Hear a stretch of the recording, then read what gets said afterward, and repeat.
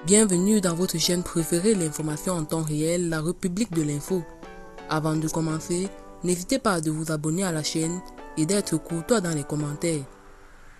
Pour son premier déplacement à l'étranger, Ibrahim Traoré, récemment désigné président de la transition au Burkina Faso, a rencontré à Bamako son homologue malien, qui est venu personnellement l'accueillir à sa descente d'avion. Rien n'a filtré, mais la lutte antiterroriste devrait être au cours des échanges.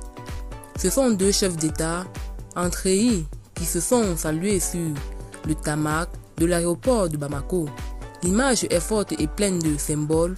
Le colonel Assimi Goïta, coiffé d'un béret vert, et le capitaine Ibrahim Traoré d'un béret rouge, se sont ensuite dirigés vers le palais de Koulouba, indique David Baché du service Afrique de RFI. Une visite d'amitié et de travail, selon le ministère malien des Affaires étrangères, consacrée aux questions sécuritaires qui préoccupent les deux pays.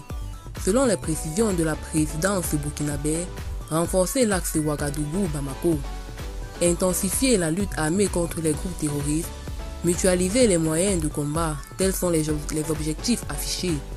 Après son retrait du G5 Sahel, annoncé en mai dernier, le Mali avait déjà indiqué vouloir poursuivre la lutte antiterroriste de manière collective, mais dans les cadres bilatéraux. Des patrouilles mixtes en vue, les deux pays partagent une frontière commune et font face aux mêmes ennemis djihadistes et bandes armées, rappelle notre correspondant régional Serge Daniel. Selon un ministre malien, l'idée serait d'abord de rendre plus efficace la procédure d'échange d'informations. Ensuite, il s'agirait de mieux coordonner les actions entre les armées maliennes et burkinabées. Des patrouilles militaires mixtes sont-elles envisageables? Pourquoi pas? Répond notre interlocuteur. Du côté de la délégation du Burkina Faso, une source ajoute que Ouagadougou a exprimé une autre préoccupation: le sort des nombreux civils burkinabés désormais réfugiés sur le territoire malien. Le capitaine Ibrahim Traoré a été investi président de la transition burkinabé le 21 octobre, après son coup d'État du 30 septembre, le second en 8 mois dans le pays. Le colonel Assimi Goïta est lui-même issu d'un coup d'État militaire mené il y a un peu plus de 2 ans. Il a instauré de nouvelles stratégies au Mali qui pourraient servir de modèle pour les nouvelles autorités burkinabées.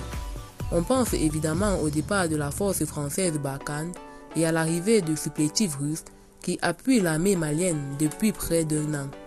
Des mercenaires du groupe Wagner, selon un grand nombre de pays occidentaux, africains ou américains. De simples instructeurs envoyés par l'État russe selon Bamako. Les nouvelles autorités burkinabées comptent-elles s'inspirer du voisin malien?